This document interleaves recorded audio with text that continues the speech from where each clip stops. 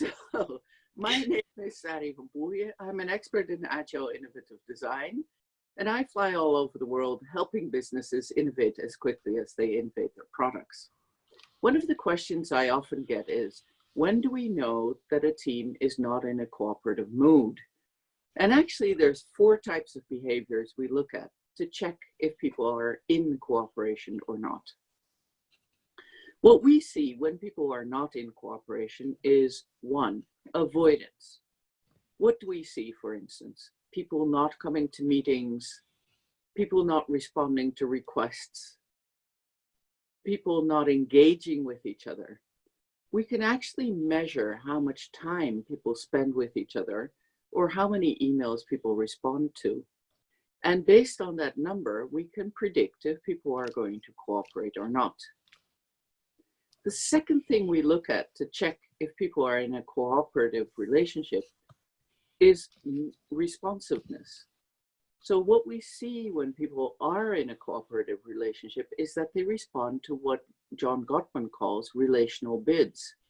So a relational bid is anything in which you ask the other person for attention or you ask the other person to engage with you. So if I would say to you, hey, look out of that window, and you would actually turn your head and do it, it means that you have a connection with me and you're responding to me. If I ask you, hey, can you help me solve this problem? And you actually engage with me, it means that you're in an open and cooperative relationship. We can actually count the number of relational bids that people do in teams and check if people are responding to them. And that gives us a measure of cooperation. The third thing we look at is competitive bids.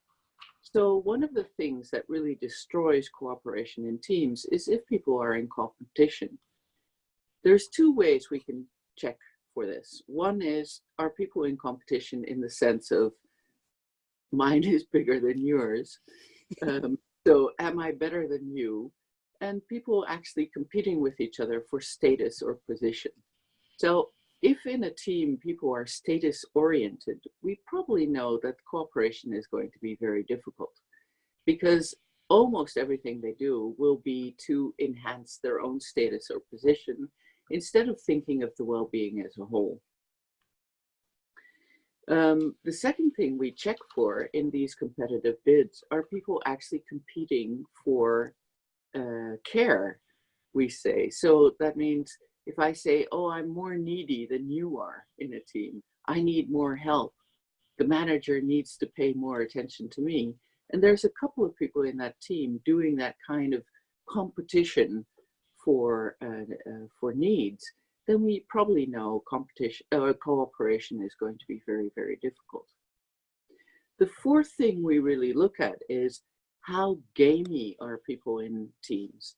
So if people are very, very gamey, so we say a game is a non-solving pattern of behavior. So if you see repetitive conversations about something that in the end does not get solved, we know people are in a game.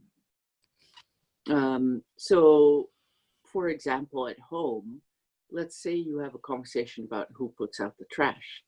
And I say, hey, it's your turn to put out the trash. And you respond, no, I did that yesterday. And I say, hey, I cooked today. And you go, no, but I groomed the dog or something. And we go on and on like this. And in the end, I say, if you really loved me, you'd have put out the trash. We know you're in a game. So the real conversation is quite different from the conversation you're having. And you're actually competing for something. So we have a measure for cooperation where we check to see how much time people spend in games, so non-repetitive, non-problem solving patterns of behavior, and how much time they actually spend solving a problem. Based on these 4 factors, we know if people are in cooperation or competition.